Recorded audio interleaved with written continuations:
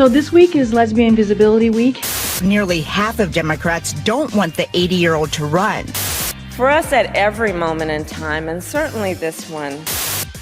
Happy Lesbian Visibility Week to you and yours. Also, President Biden's pretty bad poll numbers, especially the day after he said, I'm going to run for president again. We have a brand new Kamala-ism that I think might take the top seat as best Kamala-ism ever. Also, what's going on in Sudan? Maybe a little from the New York Times piece with Dr. Fauci. Holy cow, there's a ton to get to. All that and more coming up on this episode of Daily Caller Live. My name is Jobob. Thanks so much for tuning in. Daily Caller Live starts right now. 2, 1. Here we go! That might be the only brown guy on earth named Jobob. That is actually her name, Jobob. Live from the dingy bunker, completely cut off from the outside world, except for you fine folks. My name is Jobob. This is Daily Caller Live. Thanks so much for tuning in on today. It is Wednesday, April 26th, the year of our Lord 2023. We got a lot going on in the world today. I haven't been following the Sudan thing all that much. I don't know if you guys have. There's a lot of things in the world to worry about, but I don't know. I can't worry about them all. But I feel like there's some interesting stuff taking place there, not in a good way, but oh boy. Also, a trans teen died during a transition surgery, and the details are weird and kind of gross, honestly.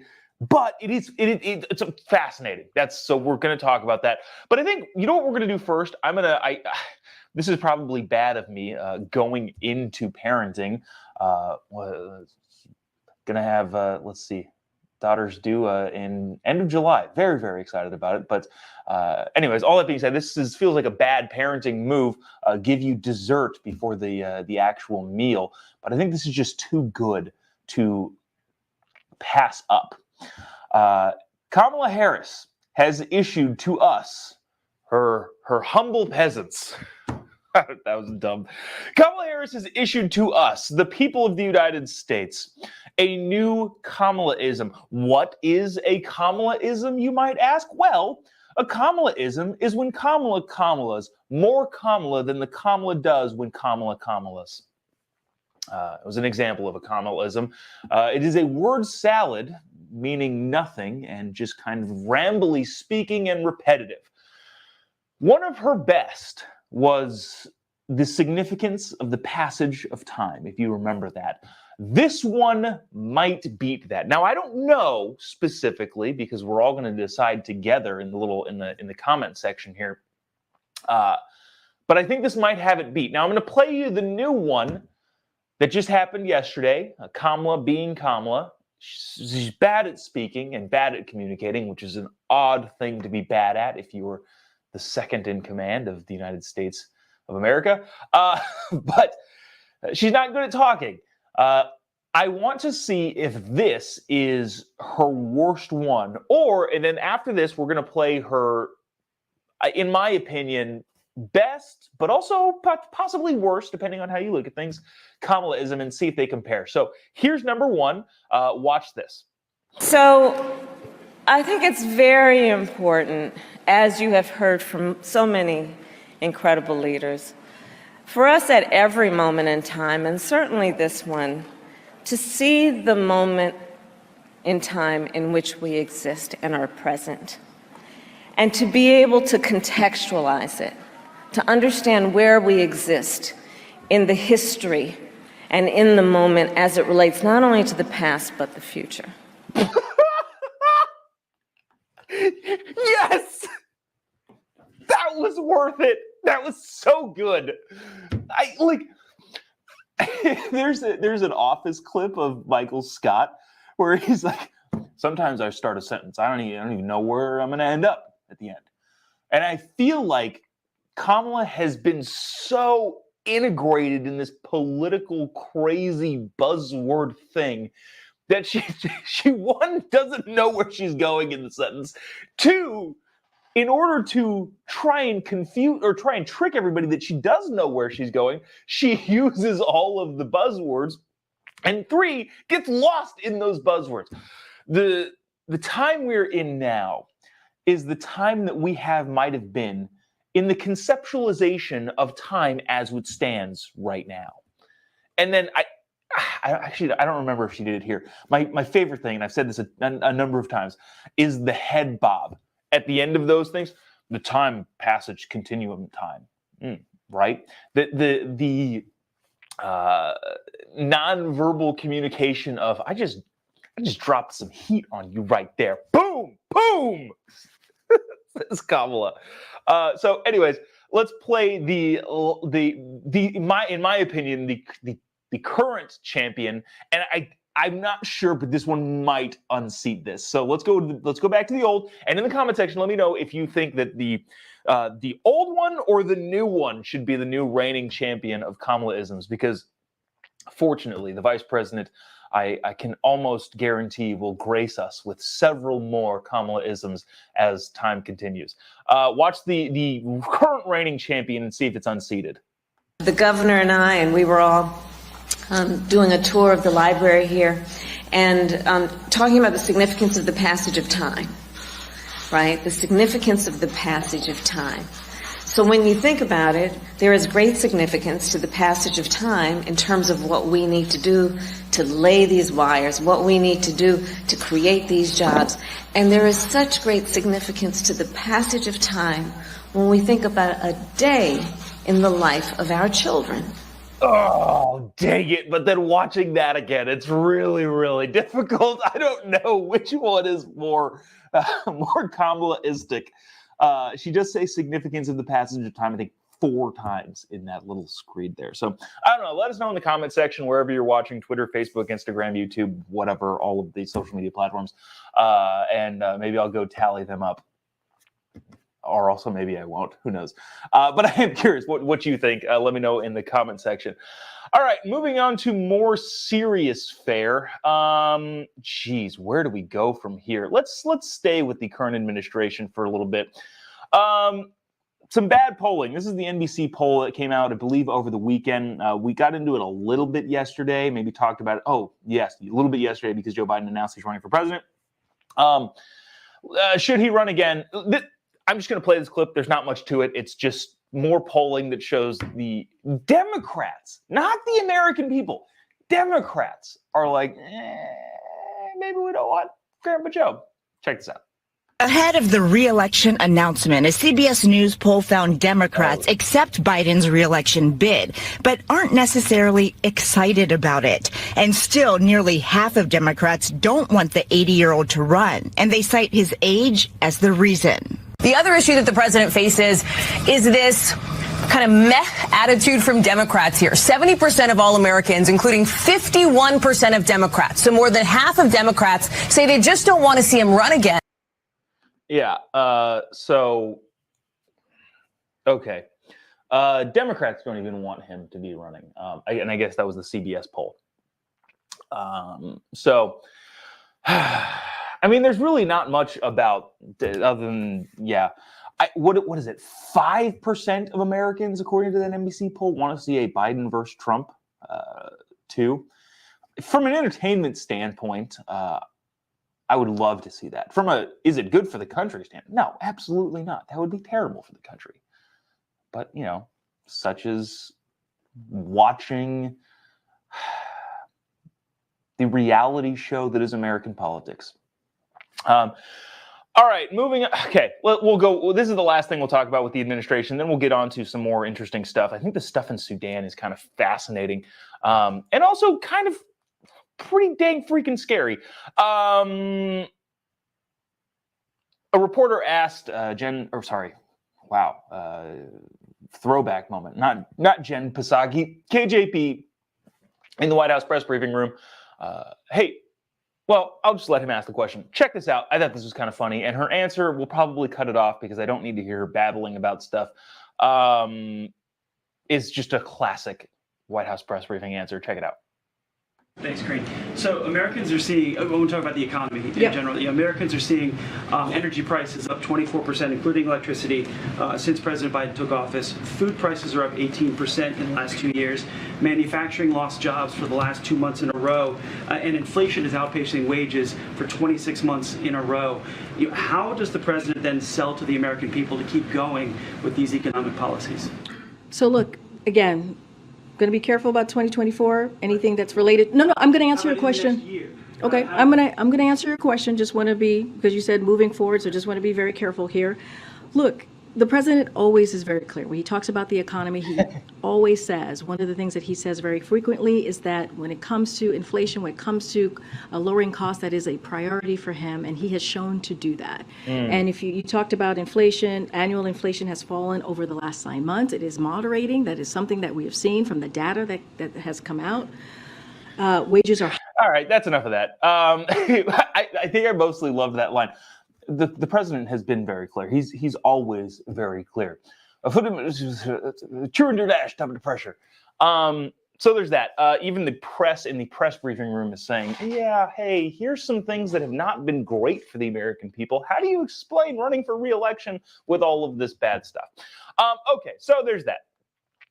I want to move on to Sudan. American nationals were heroically evacuated over the weekend, thanks to our brave men and women in the United States military. I believe it was the SEAL team or one of the SEAL teams, but I read the article a couple days ago and I have since forgot. But kind of an interesting wrinkle coming out of Sudan. This is well, okay. Let me play this video. I found this on Twitter. I was searching high and low for video of this. I read an article about the U.S. And their extraction operation, setting up a huge perimeter around the U.S. embassy and then evacuating, I think, like 200 Americans out of there. There's like 16,000 Americans that live in the Sudan. The Sudan or Sudan? That's one of those countries where I feel like it's like Ukraine. Like I'd grown up always calling it the Ukraine because, I don't know, that's just what I knew it as like a junior high kid. Yeah, is it the Sudan or Sudan? Anyways, none of that matters.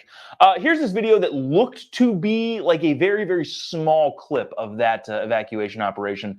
I think it's like 15 seconds long. Check it out. Yeah, you got this huge perimeter around while U.S. nationals get evacuated from the embassy, I believe. That's pretty much it. Okay, so here's the interesting wrinkle that I thought was noteworthy. Without getting into the specifics about what's going on in Sudan and, I don't know, all of the fighting going on, this was from the New York Times that I thought was kind of interesting. A high-ranking source told CNN that the lab, which contains samples of diseases and other biomedical material, had been taken over by the RSF forces. The WHO did not appoint blame for yada, yada, yada, yada. Basically, there was a huge laboratory that got taken over by the rebel forces. And again, I'm not saying rebel, I'm just saying the laboratory that houses a bunch of biochemical possible weaponry was taken over, changed hands, which is interesting. Again, I'm staying out of the whose side is the good side, whose side is the bad time. But the WHO thinking it's important enough for the world to know that, hey, this laboratory that has a risk of biological weaponry has changed hands is kind of interesting. There's a lot more from this article, and I'm kind of skimming through it right now. It gives kind of more specifics, but I'm feeling like that's kind of the entirety of the story, especially because, I don't know, not really paying a ton of attention to this. But it is fascinating. I heard a couple guys on a radio show talking about the other day. Sudan has almost 50 million people. Which is way bigger. So here in the United States, we hear a lot about Finland and Sweden, and we get compared to, well, we should be more like them with their nationalized healthcare and all of this, yada, yada, yada. I think both of those countries, Finland, Sweden, all the Nordic, they have like less than 10 million people that live there, which is hilarious of how often they get mentioned, especially on the American political scene, when, just in terms of population, if that's the only thing we're measuring on, that's the only metric, Sudan has almost 50 million people. We almost never hear about them on the global stage. That's probably a conversation for a different time, but dang, well, eventually I got to talk about this London trip because a lot of realizations like that, just in terms of the insignificance by population base, by military spending, by a lot, that a lot of the European countries have. And insignificance meaning like, you guys can't tell us what to do considering how freaking small you are and how little you do to protect the world, if that's the term to use. Anyways, again, conversation for a different time. So that's what's going on there. That's kind of interesting. Let's see. I want to get to this. This is gross. It's sad. It's very, very sad and very, very gross. A trans teen, an 18-year-old, died during reconstructive gender reassignment surgery. Now, I've said this a number of times, and I don't think my position has changed on this. If you're an adult, it's hard for me to care what you do. I know there are some people out there, Matt Walsh is one that comes to mind, that says gender reassignment surgery should be outlawed entirely. Okay, that gets kind of sticky in a sticky situation as to, what that is. But bottom line is, if you're an adult, fine. And maybe we can have a discussion of what is an adult actually. But currently, right now, an adult is an 18-year-old in the United States of America. So with that, I generally kind of tend to be like, look, I do whatever you want to do. I don't really care all that much. But also, then you see stories like this. So an 18-year-old died during a down there. This is going to get gross. I'll just tell you right now. This is going to get gross. But it is fascinating and it is interesting, just from all of the things that you've heard about play a role in this story. So this 18-year-old is getting the down there redone. And it was a man transitioning into a woman, or a boy transitioning into a girl, whatever you want to, male to female. And I hate using the terminology. Vaginoplasty, I think is the word. That's what the surgery is called. Now, in most cases, what they do, I really hate this. They take the parts and flip them inside out in order to construct lady parts, or a model to scale of lady parts. This is horrible. But that's what that surgery is. And I'm sorry for the graphic that you've probably built up in your own head at this point, but that's what they usually do. Now, in this particular case, this individual, as a child, was given puberty blockers before puberty. And we've all heard the term puberty blockers a lot. Because they were given those puberty blockers, puberty didn't hit for this person. It did exactly what the terminology says it does. It blocked puberty. And because puberty didn't hit for this particular individual, the parts didn't develop as they should have. And because the parts didn't develop as they should have, it was the traditional flipping inside out of the parts was not possible. Right? So you tracking with me? This person was given puberty blockers, and therefore the anatomy of the thing didn't develop, and therefore the normal, the way that it's usually done didn't work, right?